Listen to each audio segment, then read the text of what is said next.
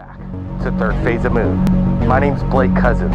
In this groundbreaking documentary, we're going to explore alien abduction and strange implants extracted from people from around the world. Dr. Roger Leir has performed 16 surgeries and has removed 17 implants that are extraterrestrial in origin.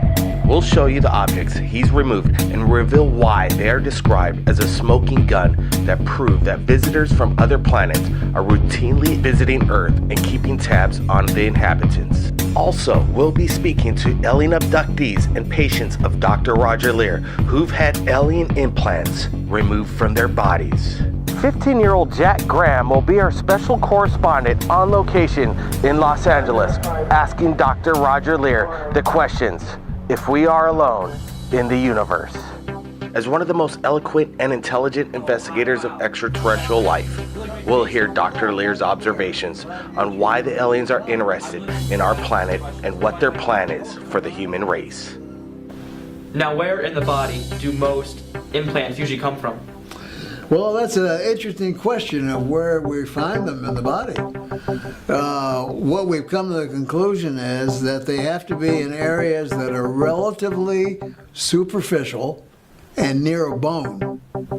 We've never found one in a body cavity such as the thorax or the abdomen or the brain. Now, we've also come to the conclusion that maybe this is necessary because the electronics of the mechanism, we found that this may be necessary because it's broadcasting a signal. And when you broadcast a signal, at least according to human technology, you have to have an antenna. And what better antenna could be than the skeleton of the body? It contains all the minerals necessary for an antenna. So perhaps that's why they're in such association with bone. The other aspect of it is if you're doing millions of these, and you're doing them all over the world, and there's a large number of abductees. The Roper poll in 1993, 1996 said that at least 2% of the American population is involved in alien abduction, and that was a conservative poll because there's a lot of people who are not going to want to answer these questions at all. And then if you multiply that by the world's population, you're talking about a lot of people.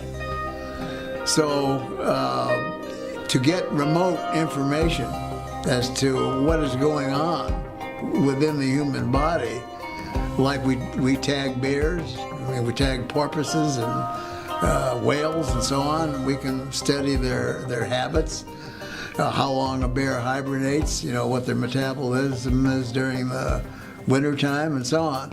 Even John Glenn, or an astronaut, complained on national television that he had to swallow implants because mission control had to have that physiological information. Now, one of the things that we haven't talked about at all is why are implants there in the first place? Now, why exactly do you think that implants are necessary? Well, I think, again, based on human logic, and let's say, the human race is in a state of infancy, because we haven't been around that long. A race that may be hundreds, thousands, or maybe millions of years older than we are may not use the same logic as we do. So the answer I'm going to give you is based on our human logic. It looks like to me that the entire human race is being genetically re-manipulated again. Because if you look at the children born within the last 60, 75 years, they are not the same human as a person who is my age. In fact, a gentleman by the name of John White, who used to put on UFO conferences in the state of Connecticut, years ago recognized this, and he came up with the term Homo noeticus. Instead of Homo sapien, Homo noeticus, and that means new human. If you listen to what a child has to say today, and ask them or get a feeling for where they get their knowledge from, it's not from a book, it's not from TV, it's not off the computer. They already know it. It's a different kind of human being. So if you're doing a genetic manipulation on a population, you might want to know exactly what's going on genetically without having to abduct the individual again. So you would do it remotely, like, as I stated previously, with what we do with lesser animals. Now, would you, for example, reach into the ocean and pull out a fish and tell the fish, I'm going to put a tag on you so I can know what your swimming habits are or what you eat? No, we would pull the fish out, do our thing, put them back. We do it with manatees. I just watched Animal Planet this morning. The manatee doesn't know they have a broadcasting device. We don't explain it to them, that we want to learn about their metabolism and their eating habits and so on. So they just do it. Well, that's, kind of what they're doing with us. They put these devices in so that possibly they can gain remote information without ever having to come back and abduct us again. Now, which is another interesting thing. I've been asked, well, how come I can take them out? Do aliens want it to be found? That's a good question. Do aliens want it to be found? And if they didn't, I guess I wouldn't be taking them out. And then I get asked, well, who else is doing this? And as far as I know, I'm the only person in the world. And I did research. Prior to the time I did the first one, even though I thought it was going to be a funny joke, I wanted to see how many implants were taken out previously. And all I did was I read through the UFO literature, and I saw that things were taken out. They turned to powder, they disappear, they dropped, they did this, they did that, but nobody ever came up with anything.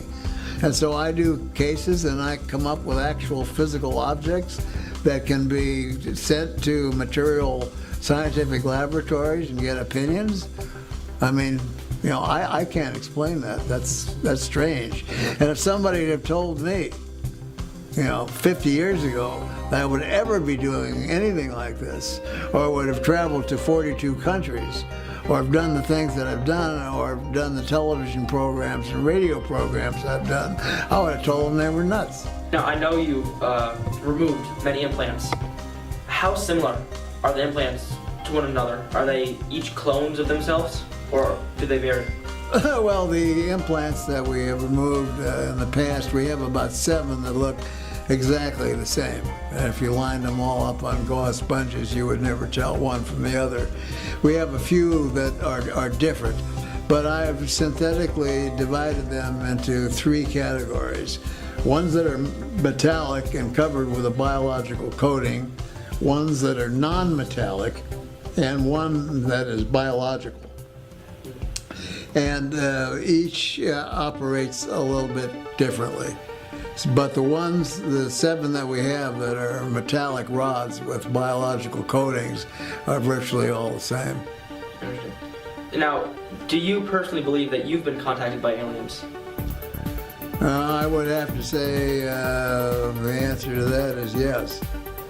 I can tell you an episode that occurred with my family, my daughter and myself, in Laughlin some years ago, which I wrote a book. I wrote a part of a book called Chopped Liver, and we talked about that incident. But during the awards banquet that we were having at the conference, I was asked to come outside with my family. So there was a lot of people who were lined up at the fence along the Colorado River.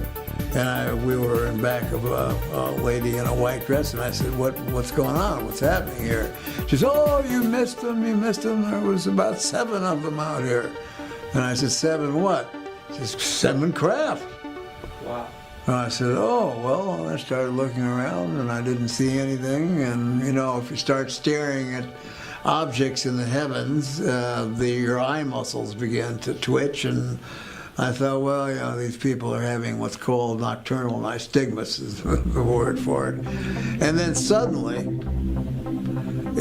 like in the movie A Beautiful Mind, where you can look up at the heavens and you can find any geometric concentration of stars that you want to see. There's thousands, millions of them there.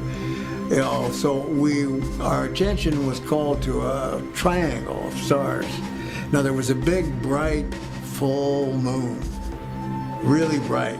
And right below the moon was this triangle of stars. And all 40 people seemed to be concentrating on this triangle of stars. And then suddenly the bottom two stars started to move. And they came downward and they went into a pair and they slowly went towards the corona of the moonlight and disappeared. And at the same time, I think everyone there got a telepathic message. Yes, we're here, believe it, bye-bye. And my daughter, who was about 12 years old at the time, said, Dad, are those folks coming back again? So, yes, I believe I have been contacted by non-terrestrial beings. It's fascinating. Now, what would you say is the most credible argument you've ever heard for abduction? Well, the most credible argument that I've heard for abduction in the cases that we've done surgery on would be very hard to delineate, because when we set up our set of criteria and protocols, the individual must have some kind of a memory of being associated with the abduction phenomena. When Bob Bigelow or NIDS decided to take on this responsibility of doing the metallurgy, I had to do some studying so that I could just interpret what they had to say. And I started getting reports back, and the first report we got back was they were comparing. This was Los Alamos National Laboratory. They were comparing these to meteorite samples. Wow. Well, we know if somebody didn't step on a meteorite or get one whacked through the back of his hand, it wouldn't have So it handle. has to come from outer space. Had to come from outer space, and they're calling them meteorite samples. So that was rather mind-blowing. So that was the beginning of the scientific aspect. So I figured, well, if we're going to carry on with this, we better set up some scientific protocols and criteria for doing this kind of work. And then we formed our 501c3 nonprofit organization, ANS Research, and no charges were then ever made to any of the surgical candidates. I see. Now, I know, because you've written a lot of books, clearly, people must have heard about them. How many people ask you, can you inspect me and see if I have any alien implants inside my body? Do you get a lot of emails per day? Well, I get a tremendous amount of emails, sometimes 3,500 a day. Wow. And yes, we have now instituted a methodology, a scientific methodology, for looking at the possibilities of whether somebody might have an object in their body.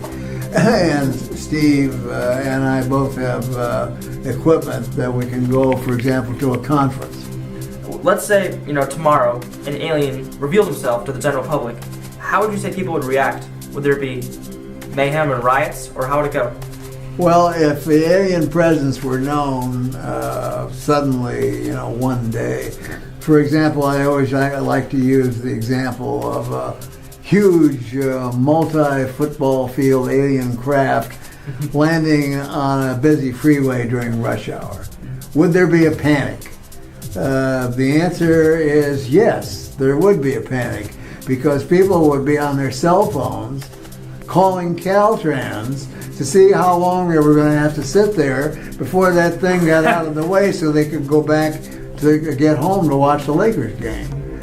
But see, it just indicates the quality of life that we have here in the United States. Probably the least important thing of an individual who lives in the United States, at least, is extraterrestrial beings. As long as it doesn't interfere with you personally, then it could be fine, or it could be not fine, or who cares? But because that relationship has been made fun of for so many years, well, we don't even take it, the common person doesn't even take it seriously. So the world is changing, and the world has got to finally know the truth. Government sources and private industry has taken over most of the knowledge of, the extraterrestrial presence. Yeah. I guess, do you have any good guesses as to why aliens would contact us? What makes us stand out that aliens would want to put their implants inside of us? Well, I think in order to understand what the alien approach is to human life on Earth, we have to have a good understanding of our history, which we don't and which nobody seems to care about except a few.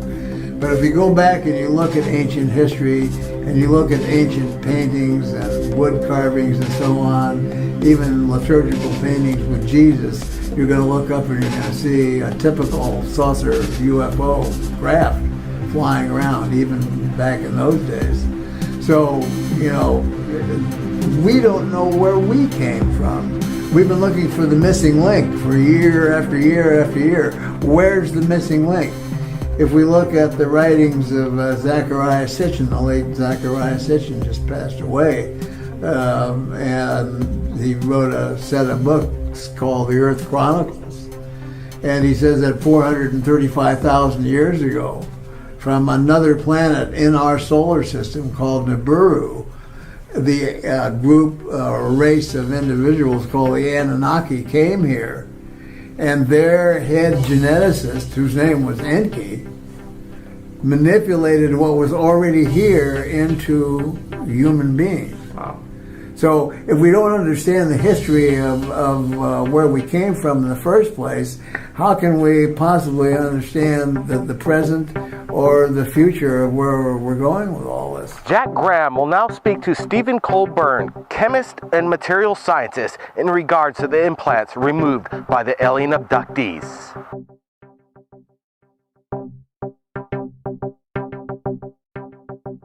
So, can you tell me a bit about yourself and your role within this program? Yeah, my name's Steve Colburn. I'm a material scientist. I was educated at UCLA, and I work in Camarillo, just a few blocks from where Dr. Lear works. And after we met, we decided to have a collaboration on analyzing these objects more thoroughly. A lot of the objects that he'd removed had not been analyzed adequately, so I've done a lot of microscopy and elemental analysis on these objects and come up with some interesting findings. One thing we found out is that the devices are definitely nanotechnological devices. They're not just simply metallic objects that somehow got into the body. Carbon nanotubes are the field I'm working in my regular job. And they give off radio signals, and they have odd nanostructures in them made of carbon nanotubes. Carbon nanotube electronics are a hot topic in material science today, by the way, and there's many amazing properties about them. The aliens have apparently perfected the technology to use carbon nanotubes in these devices. And there are proprioceptor nerves that go into these the tissue capsule or gray membrane around these devices. And one of the most fascinating findings was that these devices contain, many of them contain meteoric iron judging from the trace element pattern of gallium, germanium, precious metals like iridium and platinum. And iridium is not found on Earth in any great amounts. And we did the isotopic analysis of various elements from the metallic cores of several of these devices and found out that they were made from off-planet material, extraterrestrial material. There's a certain pattern of isotopes for each element on Earth, and if that pattern is varying by more than 1% or so, then it's the conclusion can be drawn that the material came from off-planet. And some of the isotopic ratios and the elements in these devices are extremely skewed compared to, quite unlike the isotopic ratios of elements on Earth. In fact, Dr. Coons, our colleague who's also involved in the research, concluded that they probably came from somewhere else in the galaxy, They don't even seem to be from our solar system. These devices have carbon nanotube networks inside the metal. So they're obviously manufactured devices, and they seem to be well beyond the technology of civilian science at this point. So it's not possible that this something like the nanotubes could be made through nature. It has to be manufactured. No, they were discovered in 1991 in Western science. The Russians discovered them perhaps 10 years before that, but they're not known to be found in nature, and certainly not in meteorites. So there's no way that it could be faked, really. No, I don't think so. Some people have argued that these devices could be made by black government projects, but I think that the fact that they contain extraterrestrial material argues strongly against that. So what you're saying that it was discovered in 1991, right? The nanotubes. Yeah, and many of these objects And did these come before? date from well before the discovery of carbon nanotubes in science on Earth. These people reported that these objects were put in like 30, 40 years before a lot of times. So when you say nanotubes, do you mean that these things could be used to store information, perhaps? Yeah, they can be made into electronic networks. Carbon nanotubes are let me give you a little bit of background. Graphite is a hexagonal array of carbon atoms, and these layers are stacked. If you take one of these layers, one of these hexagonal arrays of carbon atoms, and roll it up into a tube, that's a carbon nanotube. And there's various types of carbon nanotubes with different numbers of walls, and single wall are the most studied right now, and these contain single wall carbon nanotubes. Single wall carbon nanotubes are often less than a nanometer in diameter. These are small diameter single wall carbon nanotubes that are in these devices, and those can be used as electronics because there are metallic and semiconducting single wall carbon nanotubes. So you're saying this is very tightly stacked, and if you took out you laid it end to end, it would definitely be a lot larger than it would. So all this information is tightly stored together, compacted? Yeah, I would think so, yeah. The total length of the carbon nanotubes in one of these things might be several miles. I haven't figured it out, but Wow. it's got to be a lot. So the technology used to compact that much information so tightly seems to be pretty futuristic. Definitely, I don't understand how the metal could actually be put around the carbon nanotubes without destroying the nanotubes, because the melting point of these metals is like 1500 degrees Celsius, and if you poured molten metal over the carbon nanotubes, it would just destroy them or convert them to metal carbides. So would it be possible to say that the information required to make one of these carbon nanotubes isn't readily available on Earth? It must have come from somewhere else? We can make carbon nanotubes, but to make a 3D intricate composite like this with carbon nanotube electronics inside the metal, that's well beyond our technology at this point. We've speculated that they might be physiological monitoring devices or listening devices. They're definitely relaying information about the subject to the aliens through radio signals. They're not always transmitting, so... Have you noticed actual radio signals emitting from it? We've detected radio signals coming from them, and in two of my reports we outlined some of the frequencies that they give off. The last two devices we detected radio signals from. Are they common radio signals that are found on Earth? Some of them are aeronautical and satellite communication frequencies, but there's also a very high frequency microwave discharges as well. So could it be possibly dangerous to have a lot of microwaves emitting from inside a person? I wouldn't say it's a lot of microwaves. We've only detected perhaps milliwatt levels of power, but it's hard to say. There's been no ill effects noted from anybody having these devices inside them. What about after the surgery? Has In fact, they don't have any rejection or immune response by the body. So that it's possible to not even notice these tiny things in your body. Yeah, most people don't notice them at all. So would it be fair to say they see that? them on an X-ray? Would it be fair to say that there might be a lot of those in a lot of different type of people? Oh, that's very safe to say. Wow. Some of the frequencies that we've been able to gain some knowledge of from classified information is that they are deep space, fixed or mobile deep space frequencies.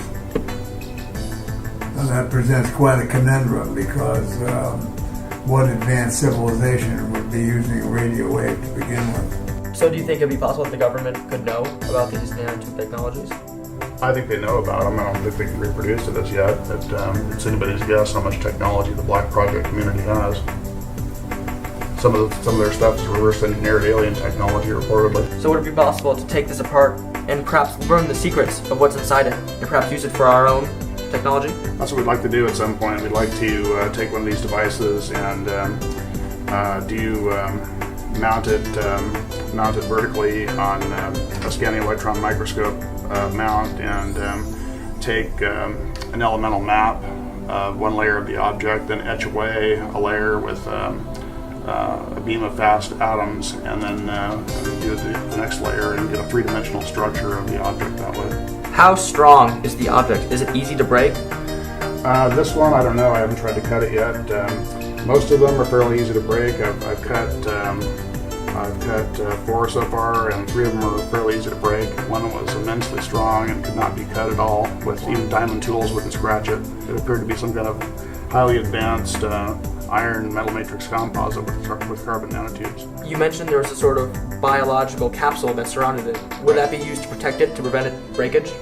No, I don't think it's to protect it. I think it's to organize the neural input to the device somehow. Is that if we were able to back engineer some of the technology that we have in these devices, we could prevent, for example, inflammatory processes and rejection.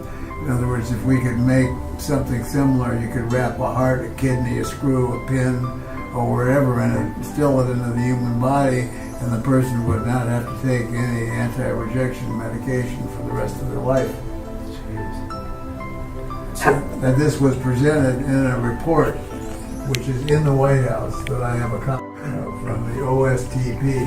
That's the Office of Scientific Technology and Policy, and that was handed to Obama at the time when he was trying to raise money for his medical health care problem to get Congress to approve the money. Will President Obama, with the help of Congress, fund this medical research and reverse engineer these implants? If so, the implications could help medical technology beyond our imagination.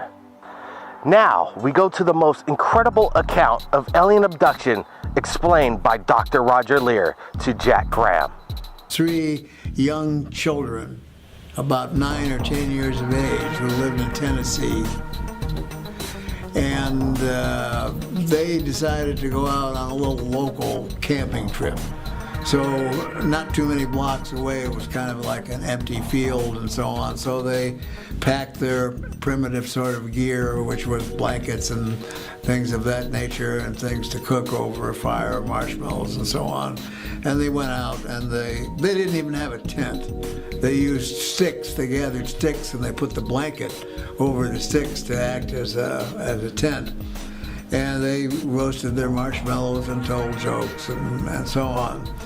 Well, at about 3 o'clock in the morning, they noticed that there was a very bright star up ahead, above them. And the 3 of them all concentrated on this star because it was so bright. And the 3 of them watched as this star descended closer and closer and closer. And as it got closer, they saw that it was a craft. The next thing that happened was that when the craft was about 50 feet over their heads, a beam of bluish-white light in a cone came down over the 3 of them, and they began to levitate up in this cone of light. Now, if someone had done that to me at my age, I'd have a little bit of trepidation because, if you're going up in a cone of light, the first thing that would come to my mind would be the fear of falling back down. There's nothing holding you. But they had the absolute opposite feeling. Oh, wow, this is fun. We're having fun. We're going up in this light. So they get up into the craft, and then they're in a round room that kind of looks like a hangar. And there are typical bumper sticker gray beings that are there. And so they say, what's happening? Man, what's going on? I said, have no fear. You're going to be returned. You'll be fine. We're just going to take a look at you folks for a few minutes and so on. But their fear was in being separated. greater fear for each other than for each as an individual. Then when they finally were separated, they were taken down different corridors that went off this room. And under hypnotic regression is when they described what they saw off the corridors, which were rooms that looked like hospital rooms. And the one that we went through most of the hypnotic regression was placed in a room, unclothed, and placed on a table that he couldn't tell whether it was jutting out of the wall or whether it was on a pedestal. And although he thought it was metallic, it was neither hot nor cold. It was very form-fitting. But then an instrument was used that he described that actually put the implant in his wrist. And when he did this, he didn't feel too much of anything. But if he got nervous and so on, always one of the gray beings would come very close to him, and with their black eyes, they would get very close and look into their eyes, and this aura of calmness would come over them. Once this was done, they were examined and taken out, and the three kids were back together again in this large hangar-like room. And the next thing they remember, they're lying back on the campsite again, and the craft is slowly moving up, and bang, it was gone. So they didn't know what to think, whether they had a nightmare or something happened, or just didn't understand the entire situation. One of the things that makes this case so unusual is that all three kids did something very strange after that, like a suggestion was put in their heads or whatever, but they actually stole into this person's backyard that had a vegetable garden, and they tore up the vegetables and ate them. And that's one of the most unusual cases that I've heard of yet. So they must have been told to do this for some reason. Because some folks that are involved in the abduction phenomena come back with symptoms. They feel muscle aches, pain, fatigue, feelings of the flu, dehydration, and so on.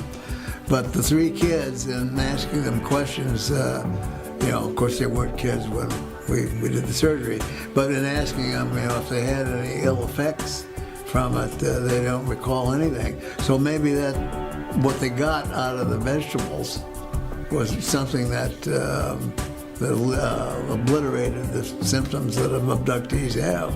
Now, what procedures and protocols do you follow for the surgery? Well, the procedures and protocols that we follow have to be kept 100% in order to make this a scientific study, because we try and stay with the scientific method. One of the things we do is when a patient contacts me, they have to convince me that they have an object. And that's either through an X-ray or a CAT scan. We don't accept MRIs because MRIs can produce false positives for foreign objects.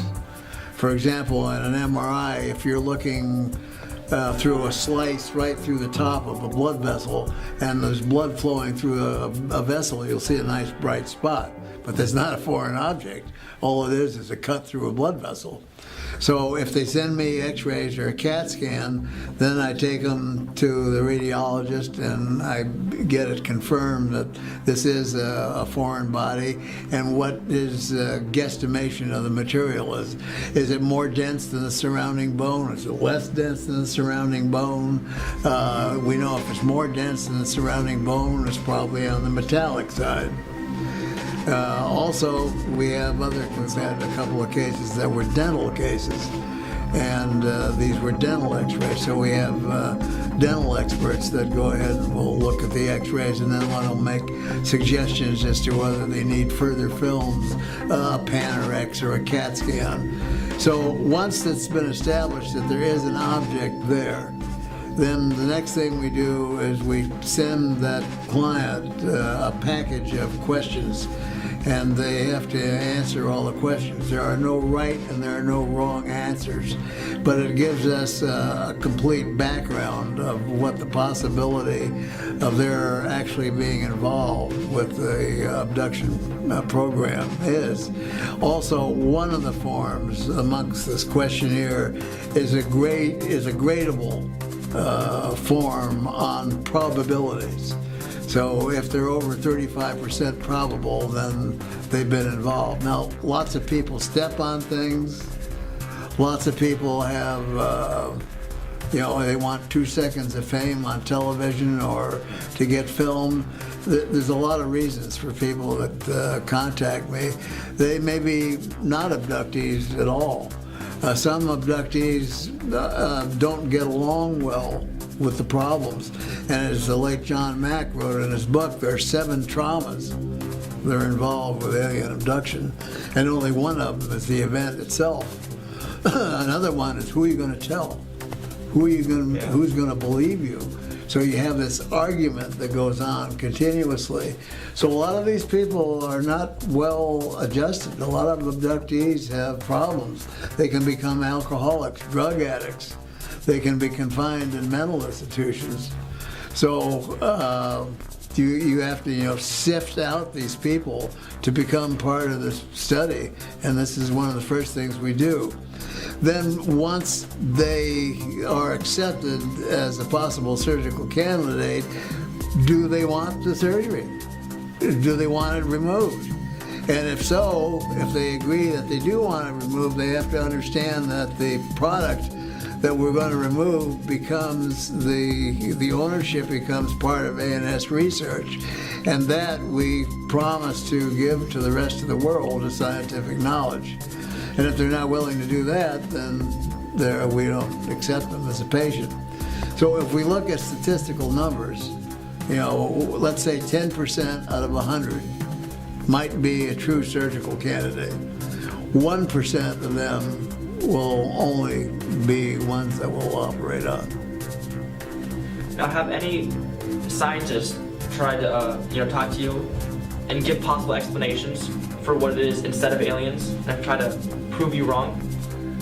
When I talk to the academic scientific community, they're also interested in the analysis and the intrigue of what they're looking at on a scientific academic basis. That they don't even offer a lot of times suggestions. If we do it and they're being paid, for example, for a television program, they'll actually get them to lie on camera.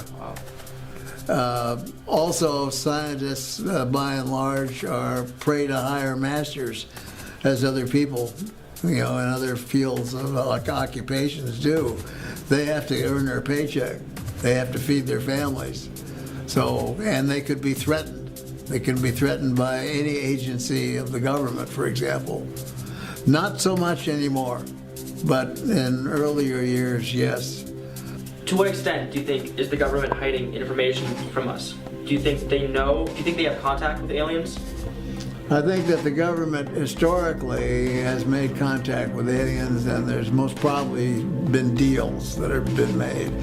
We have enough witnesses now, for example, Holloman Air Force situation in which at Holloman Air Force Base where Air Force One was seen to land, the base was literally frozen. No one could move from their post when this was going on. There was lots of witnesses to things that were happening. 2 electricians up on a pole were told to stay there and not move till all this was over, and that was near the runway. Then they saw 3 circular craft come flying overhead. One of them began to hover over the runway when Air Force One stopped. Another one took off and went 20 miles away and hovered over a park, and the third one was somewhere else lingering around. And it was said by the lineman, who had a good view of this whole thing, that President Eisenhower at the time, got out of that plane, walked over to the craft. They saw a ramp come down. He walked up the ramp and shook hands with some kind of a non-human being. went in, was there for about 20 minutes, came back out again. The alien craft took off. Air Force One took off. And instead of following the rules and regs that they had set up for landings at that base, they took off and flew directly within 50 feet off the roof of the hospital. Jeez. So this has been, cited as one of the examples, but certain presidents were in the know, certain presidents were not probably in the know. And today, I believe that the situation is totally different. I believe that most of this information today is in the hands of the giant monarchs of industry, these multilateral companies that are, some of them are part of the military-industrial complex, and some of them are industry itself. And it's the greed that keeps propelling this on and on and on. But it looks like they're getting to the point now where they're starting to eat each other, because I guarantee you that Standard Oil, with its concentration on fossil fuel energy, is not really interested in what Monsanto is doing, making GMO foods. And Monsanto, with GMO foods, is not really interested in a free energy system that somebody else might develop. So things are changing rapidly. And of course, with the citizen hearing that's going to be held at the end of the month in Washington, D.C., and it will be streamed out to the world, we expect half the population of the world to watch this congressional hearing, and with hope, that the government will actually start releasing information. With trillions of planets in the universe, it's hard to believe that planet Earth is unique. Odds are that life exists elsewhere. And while life on some planets may be less advanced than us, chances are that more advanced life forms will also exist. So the question becomes, will these advanced life forms have the ability to travel to Earth? And, if so, secretly tag us with extraterrestrial hardware during their visits? Prior to interviewing Dr. Lear, I might have said no. But while I still have my doubts, Dr. Lear makes a fascinating case for this, and now I'd like to know more. Jack, in his quest for the answer, has reached out to Third Phase of Moon to speak with the alien abductees who've had implants removed by Dr. Roger Lear. We have provided him the contact information. Mary, who wants to remain anonymous, and Tim Cullen have come forward to speak with Jack and answer his questions in regards to their alien abduction and the implants removed by Dr. Roger Lear. Hi, I'm Jack. Tell me about your abduction. I have had, my family, it runs in my family. My brother has had experiences. His family, since the marriage, has had experiences. My husband underwent experiences, as did I, from being married into my family. It seems like that was the protocol for marrying into the family. And because I had unusual experiences from the time I was really, really small, and my brother too from the time he was an infant. And I believe they started with my mom and dad, because my dad had had some sightings. I had had a sighting. My mother had a sighting of a UFO over our home. It ran in the family, and there were a lot of experiences that my husband and I had in the 1970s, 80s, and 90s. And he would actually get night terrors, which we thought were from, he was a Vietnam veteran, had experiences in Vietnam, and thought it was post-traumatic stress syndrome. It turns out it wasn't from Vietnam. He actually then started remembering in the early 90s that the night terrors he was experiencing was from these creatures being in our home and taking us at night. What was your reaction when you realized you had been abducted by extraterrestrials?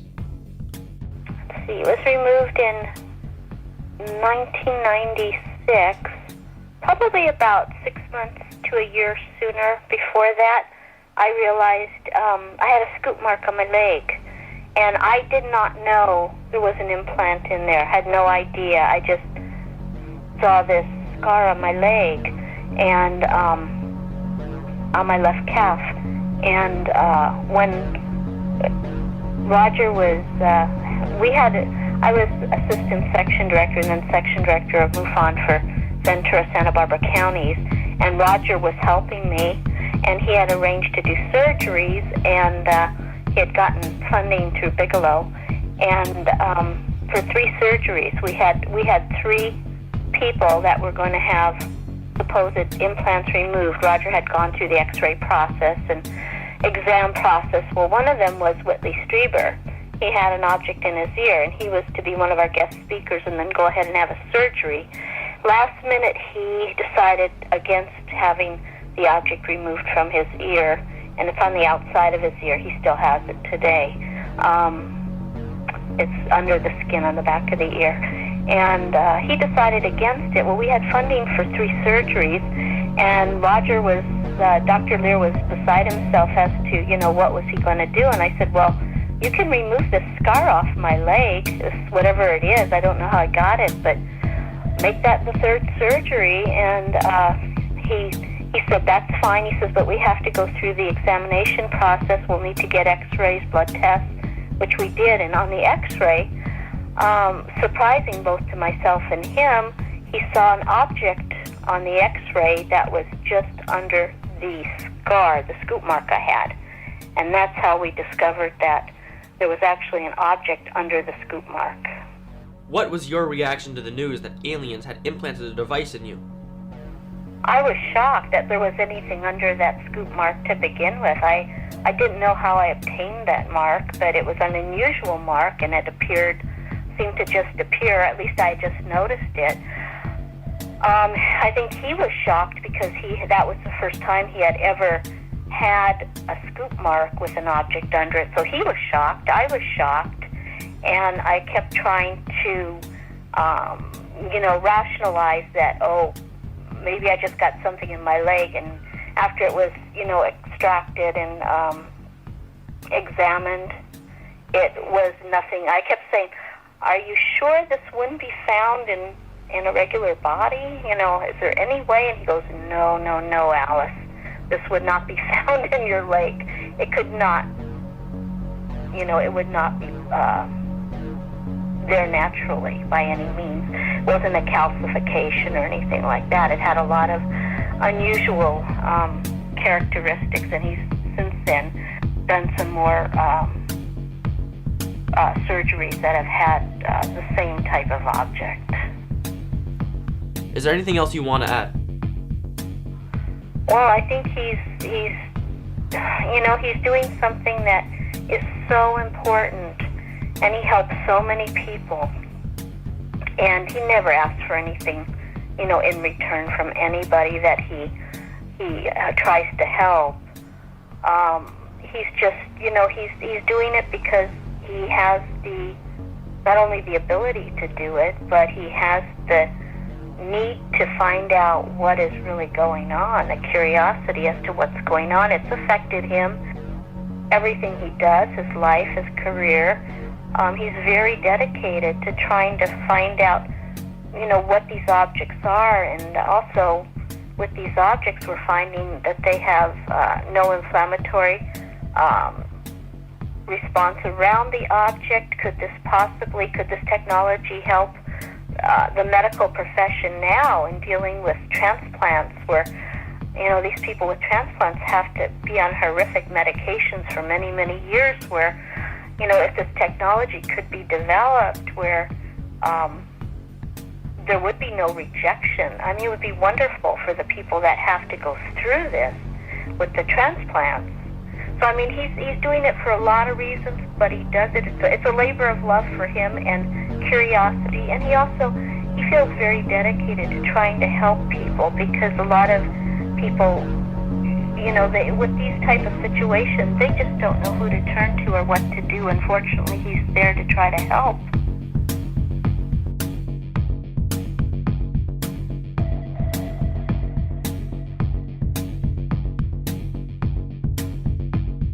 Where was your chip implanted?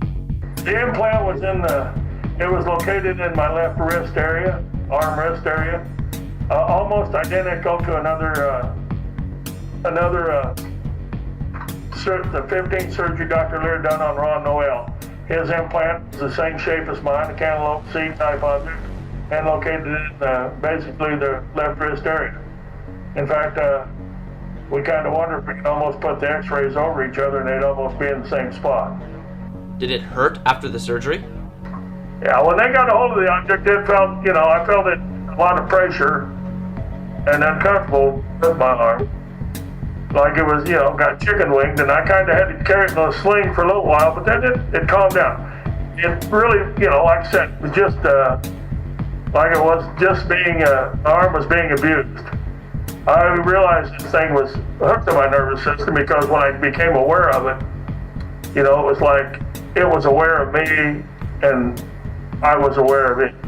The link between the implants and the abductees themselves are questions we may never know.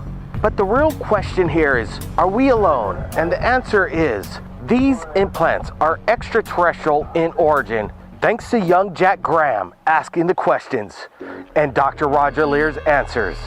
We are not alone in the universe. My name's Blake Cousins, and we'll see you again next time. Third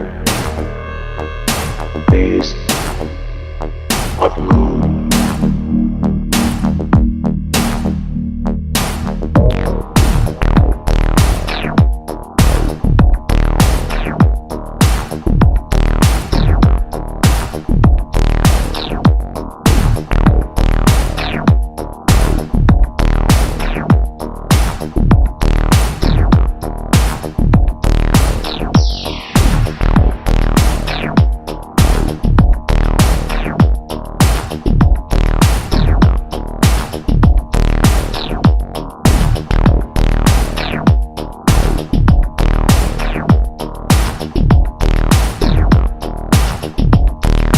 Third phase of moon.